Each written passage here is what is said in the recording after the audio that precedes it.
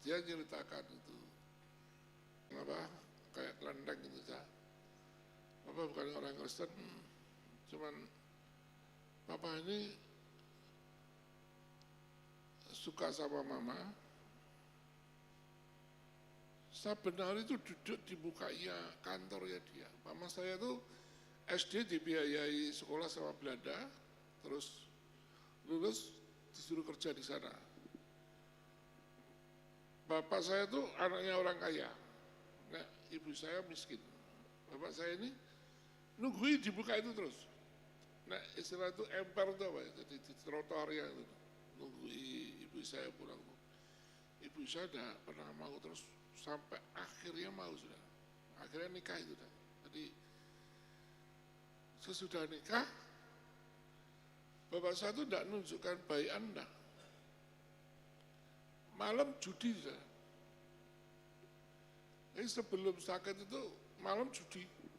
Tidak judi besar-besaran, tidak judi kecil-kecilan, seneng-seneng sama teman-temannya. Jadi judi. Waktu mama saya tuh cerita gitu di bis itu, saya kan berpikir gitu,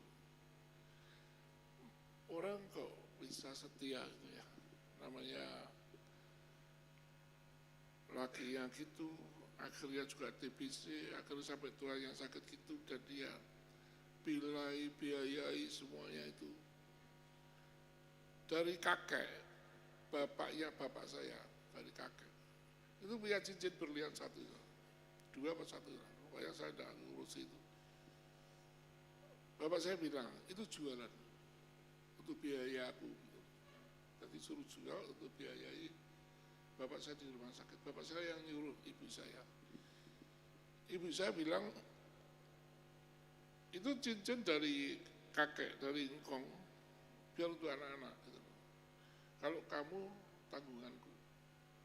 Jadi ibu saya ini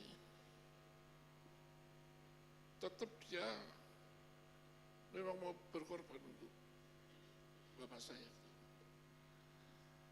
Saya dari kecil bukan saya berpikir, saya harus dapat orang Kristen. Dan saya ingin dapat orang yang kayak ibu saya. Dapatnya ini. Nggak tahu sama apa dan ya pokoknya ibu saya dah wanti-wanti sekali. Kamu kalau cari orang ya, orang mesti setia. Setia dan memang mau berkorban dan memegang janjinya itu. Jadi sebetulnya apa yang dikhotbahkan yang lalu-lalu itu hampir sama dengan itu. Cuma ini saya lihat di prakteknya. Tapi pada waktu saya dengar ibu saya ditinggal malam-malam, ditinggal judi itu, saya marah sekali. Saya di dalam bis. Mama salah, mama. Harusnya itu kartunya papa itu, Pak. Kartunya papa itu pada waktu mama buat sop apa buat apa itu, ceplokan situ, Pak. Jadi biar nanti kalau ngaduk, biar dimakan tuh kartunya itu. Jadi kartunya yang untuk judi itu biar kalau mau makan kartu biar makan kartu itu. Marah saya kasih saya lihatin mama tuh sudah capek ke sana kemari sudah, aduh gitu. Saya lihatin mama saya kasihan juga sudah, tapi saya ingat dia kok pernah tinggal mama malam-malam dan gini-gini. Saya marah saudara gitu. Terus saya itu udah ngajari, kok dulu kok tidak mau gitu. Kartunya itu digoreng sekali di situ disuguhkan biar jadi rempeyek gitu. Saya ini ya saudara, ini biar ini juga jadi patokan hidup saudara. Itu kejadian kan sudah saya umur 20-an saudara, alias masih anak-anak dan menjelang dewasa itu. Jawabannya ini biar jadi pegangan saudara. Dia jawabnya gini mama saya. Waktu saya bilang, kok enggak mau kartunya digini. Jawabannya dia, loh mama kan orang Kristen. Oh, itu pendek dah saudara. Mama kan orang Kristen. Jadi kalau di dalam hubungan suami istri, di dalam hubungan bapak, anak, semua apapun lah. Apapun dan apapun lah. Jadi saudara harus tahu kita ini kayak tadi itu, kita ini orang pilihan Tuhan. Kita sudah disingkirkan sendiri, kita tebusan sendiri, dan kita ini orangnya Tuhan, orang Kristen. Kita orang yang beda dari orang kebanyakan. Kalau mereka gini, mungkin dibalas gini atau gini, sudah terserah. Tapi aku orang Kristen. Saya tidak katakan saya paling bisa, tapi di situ sampai detik ini saudara, kalau saya ingat, sering saya nangis saudara. Kristen itu memang punya kekuatan yang apapun keadaan kita ya. Bukan kita mau jadi Kristen karena ini enggak. Karena orang Kristen saya harus begini. Bukan kita yang membentuk agama itu, tapi agama itu yang membentuk kita. Saudara sebagai orang Kristen, saudara harus belajar tentang Kristen. Dan di situ saudara mempraktekkan, oh Kristen itu seperti ini. Nah aku sebagai suami, aku juga suami Kristen ya kayak gini. Aku sebagai istri Kristen ya harus seperti ini. Aku sebagai anak Kristen, aku ya harus seperti ini. Seperti apapun lah saudara. Aku sebagai guru Kristen ya harus seperti ini.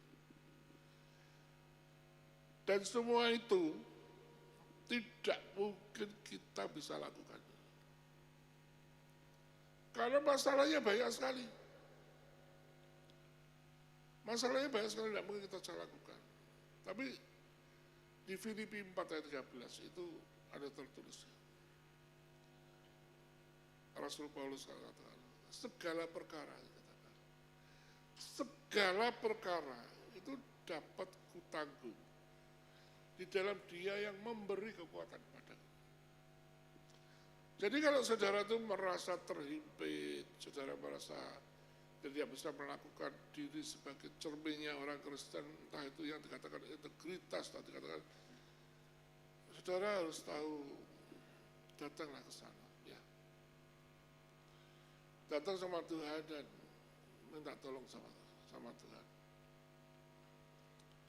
Tuhan itu dekat dengan kita dan Dia juga sebetulnya itu sudah mengirimkan, dikatakan.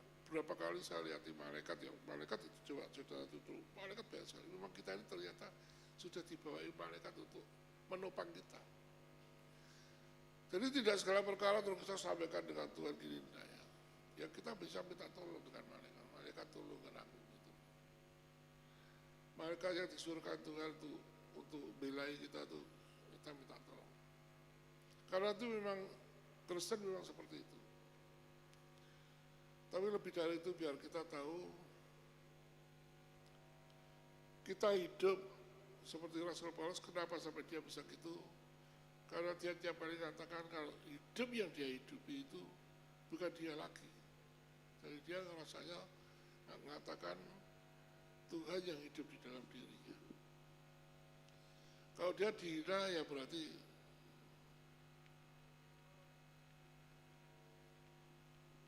secara tidak langsung lah, seperti menghina Tuhan yang ada dalam dirinya. Jadi dia tidak merasa terhina. Jadi kalau saudara sebagai orang Kristen dan saudara bisa mendalami ceritanya Nikodemus, dikatakan Nikodemus itu ahli Taurat, orang yang tahu hukum agama, tapi Tuhan Yesus bilang kamu harus dilahirkan lagi.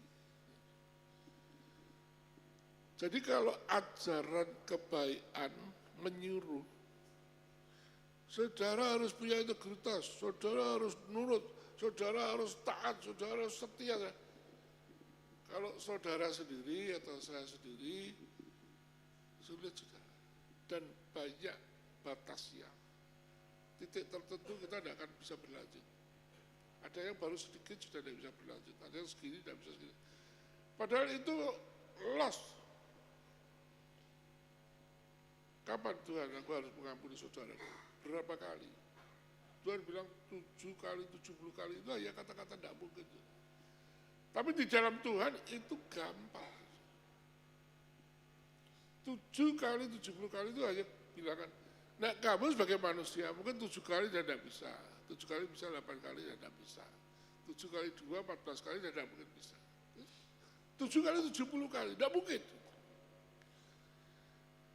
Kalau tidak mungkin Tuhan berarti asal ngomong, enggak. Bagi Tuhan tidak ada yang mustahil. Jadi kata-kata ibu saya itu, biar itu saudara juga bisa, tidak usah harus mengalami hal yang sama ya. Karena aku orang Kristen. Karena mama orang Kristen. Saya dijawab itu saya tidak bisa. Orang Kristen itu apalagi dengan suaminya. Terus berbuat gini. Memang kalau orang bilang ya, ada seorang datang. Saya sudah cerai dengan suami saya. Lu kenapa? Waduh. Setiap hari saya yang kerja, saya yang potong-panting. Suami saya di rumah, marah-marah, dan tidak ada hasilnya. Cerai, memang itu jalan yang saya tidak katakan itu gampang ngatasi dan jangan cerai, saya tidak bisa ngomong. Cuman kalau di dalam Tuhan itu tidak ada itu. Ya bagaimana saya tidak. Ya minta tolong sama yang ngomong. Minta tolong yang nyuruh kamu itu. Kalau omongan tok, harus tahan, harus gini. Nonsen. Nggak mungkin saudara bisa, nggak bisa saudara, nggak bisa apa-apa. Saya kalau cerita, ada banyak sekali, saya baru tahu, nggak bisa, manusia itu nggak bisa. Maka dia mengatakan, segala perkara dapat kutanggung di dalam dia yang memberi kekuatan kepadaku. Segala perkara, jadi kalau saudara sudah masuk di sana dan saudara menjadi orang Kristen yang sungguh, dan saudara belajar dan masuk, hidupku bukan aku lagi, ya saudara akan gampang melalui itu. Amin. Firman Tuhan tidak saya perpanjang, kita akan sama-sama bangkit berdiri, dan kita akan berdoa.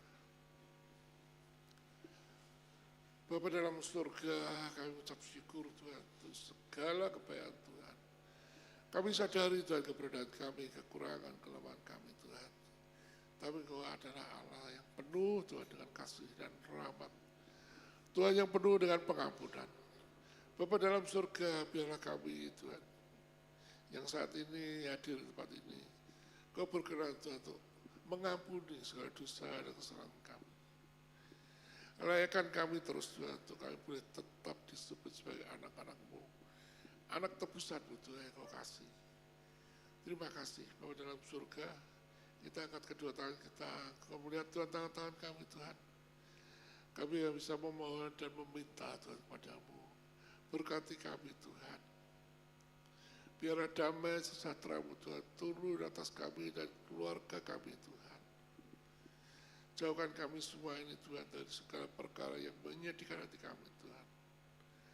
Dan cukupkanlah kami Tuhan, baik secara jasmani juga secara rohani. Terima kasih Bapa dalam surga, segala puji dan hormat hanya untuk Engkau Tuhan dari sekarang sampai selama-lamanya. Dalam nama Tuhan Yesus, kami ucap syukur dan berdoa. Seluruh umat percaya sama-sama katakan, amin. Silakan duduk.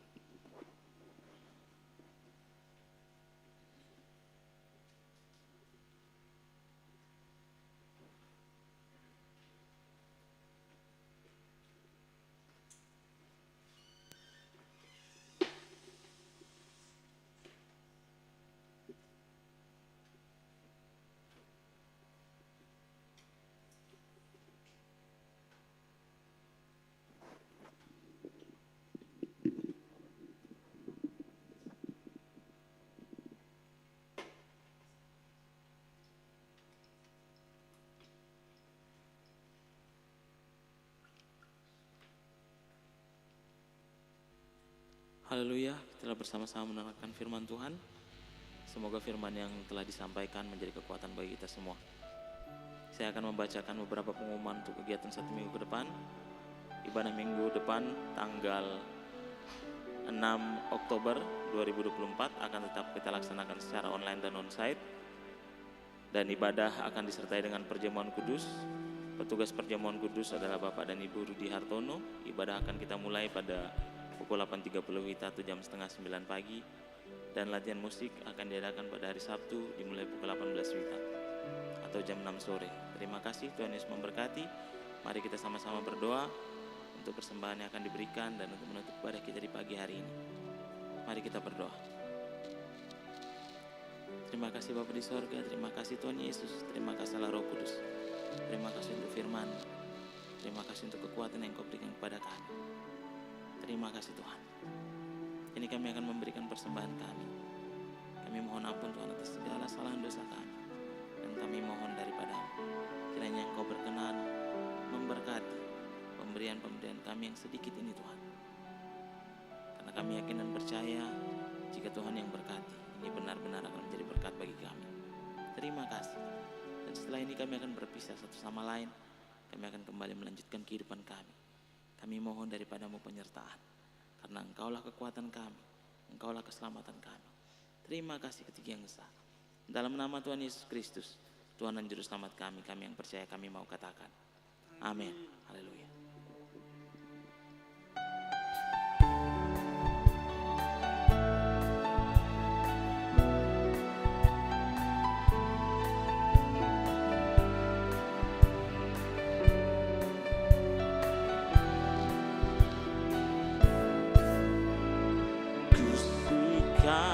Berada dekatmu, ya Bapa, tempat perlindungan yang teguh. Kau memegang tanganku dan beri kekuatan. Amin. Curahkan semua isi hatiku. Selain Kau tiada yang lain yang ada padaku di surga.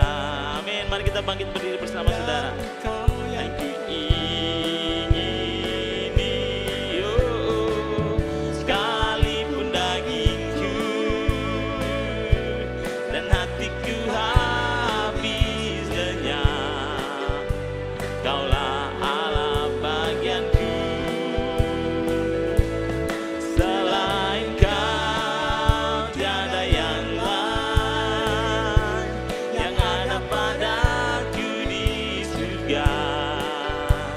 Hanya Engkau yang kuingini, sekalipun dagingku dan hatiku habis lenyap, Kaulah Allah bagianku selamanya. Kaulah Allah bagianku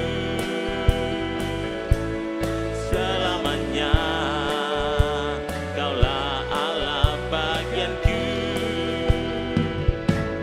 selamanya. Haleluya. Selamat hari Minggu. Tuhan Yesus memberkati kita semua. Amin.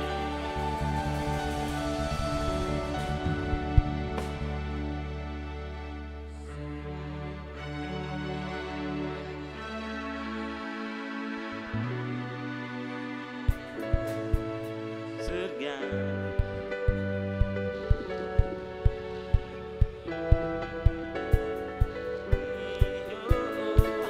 Sekalipun dagingku dan hatiku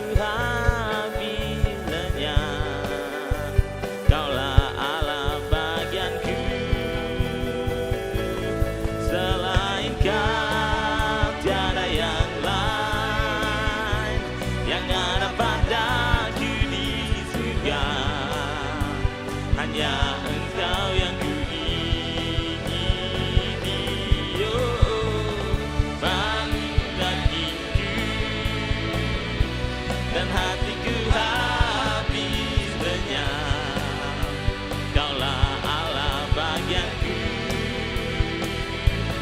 selamanya.